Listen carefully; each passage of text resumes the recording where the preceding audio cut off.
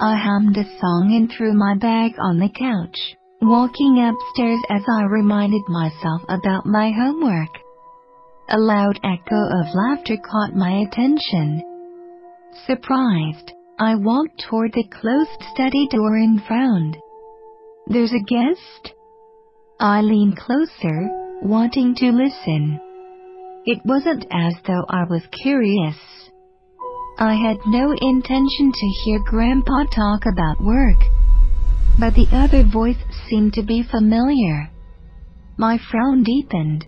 "Ah, yes, I do remember. That was a wonderful party. Say, Mr. Johnson, you enjoyed the night, didn't you?" my grandpa said in a teasing tone. Mr. Johnson, the mayor of our city.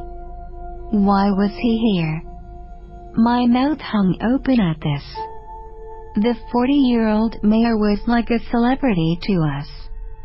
We would just watch him on the television.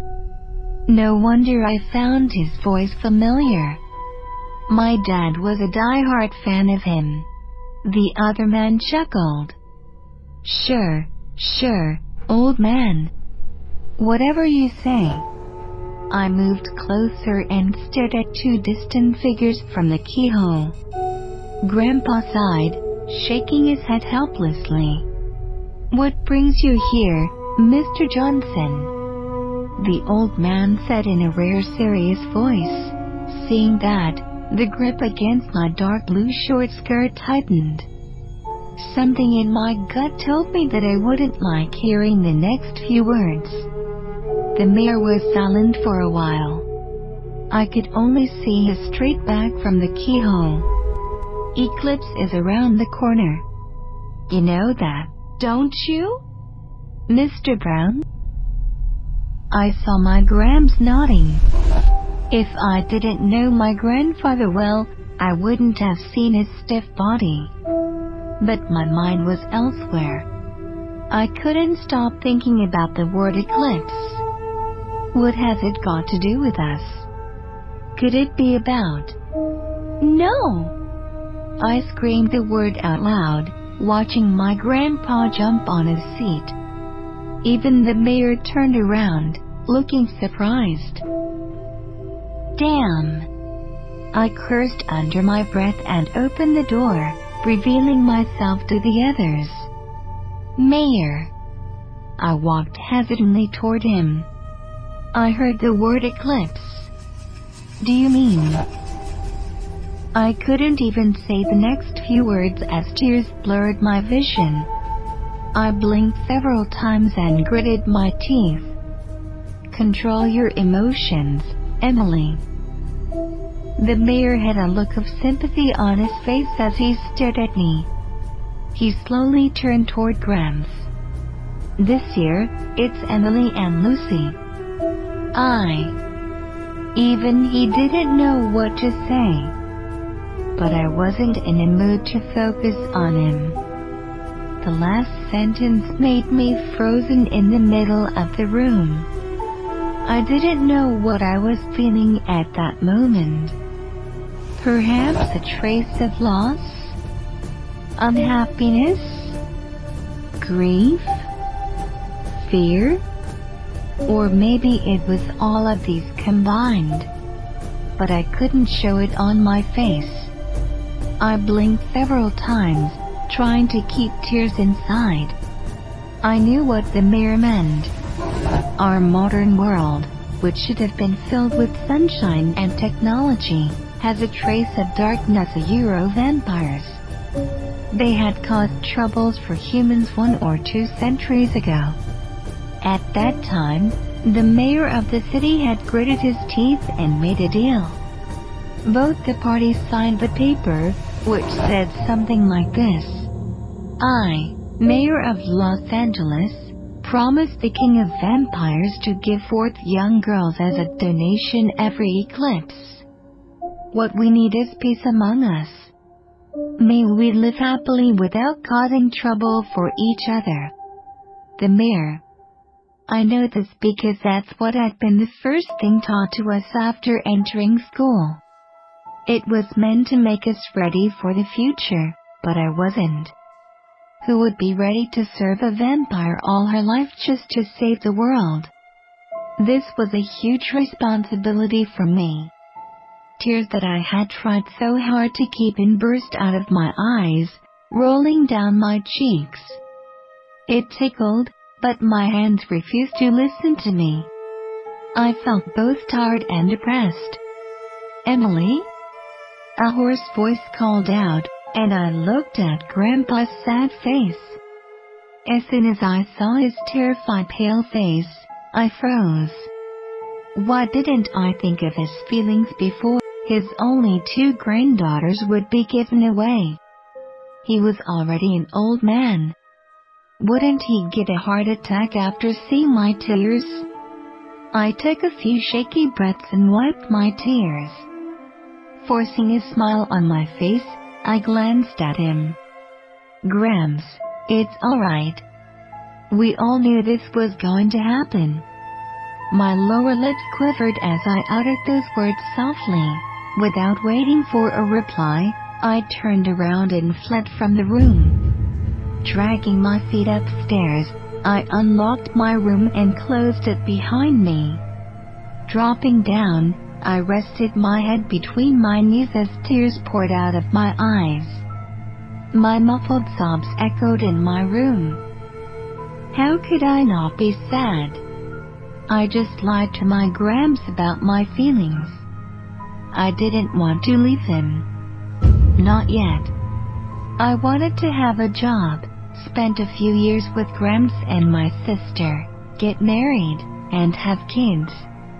I wanted to wait for my children at the gate of the school, just how my mother used to.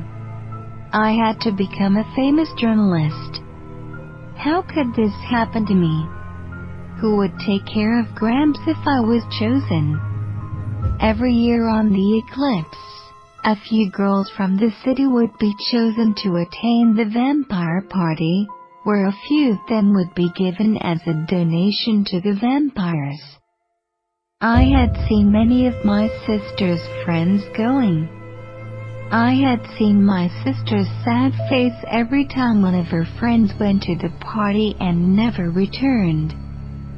Although Lucy never got a chance to attend the party, I knew she was worried deep down. I knew she was scared. She was fortunate to be saved for 5 years. Yes, Lucy was 5 years older than me, and I just turned 18. Only girls aging 18 and older were allowed to be donated. But I didn't even get a chance to be anxious for years. As soon as I turned 18, I was called. How could I not be sad? But what else could I do? I had no choice. "Emily? Why are you crying?" A soft female voice brought me out of my nightmarish thoughts. My tear-stained face looked up and saw a worried expression on Lucy's face as she stood up from the bed and bent down, caressing my face. Seeing her, more tears poured out of my eyes. I hugged her tightly. "Lucy, I don't want to go," I said between hiccups. "What happened?" She sounded anxious. I parted my trembling lips and said, "The party. They invited us this year." The words seemed to pour cold water down Lucy's throat. I saw her shocked expression changing into grief as tears dropped from the corner of her eyes. "No!" She tightened her arms around me. "No!" That night, we didn't go downstairs to have dinner despite Gramps knocking on the door, wordly. Lucy nor I had the mood to eat anything. We cuddled underneath the warm blanket, crying our eyes out. "Lucy, how could this happen to us? There are many girls in the city, right? Why us?" "I don't know, Emily. Please don't cry." She wiped my tears. I knew this day would come, but... Sister. I looked at her. How come they didn't select you all these years? You must have said something, right? I don't know. I just laid low, hiding in my room all day. I didn't want to be noticed. I don't know why they'd choose both of us this year. What will happen to you, Gramps? More sobs came from my mouth as a thought popped up in my head. I blurted out, "We should just run away." Gramps would indeed be alone.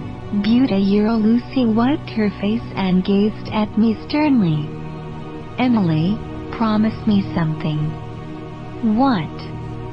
"Promise me that you won't run away on our Gramps. Promise me that you'll face it bravely." She took a shaky breath as she caressed my head.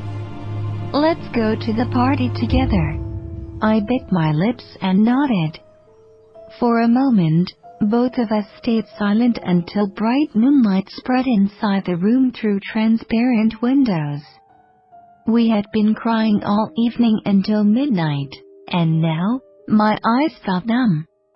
What should I do? I can't change the future. What's the use of crying anymore? No one can protect us. I looked at my sister, sleeping soundly on her side. Her pale yellow face and tear-stained cheeks glistened in the moonlight. She was right. Even if we fall into the darkness, we have to stay together and face the troubles. "Lucy, I won't disappoint you at the party. I'll be brave." After that, my eyes closed, and I drifted into sleep. I didn't know whether I was asleep or not, whether it was a nightmare, but I suddenly found myself in a dark room. I didn't have clothes on my body. I moved to the corner of the room, sticking to the cold wall.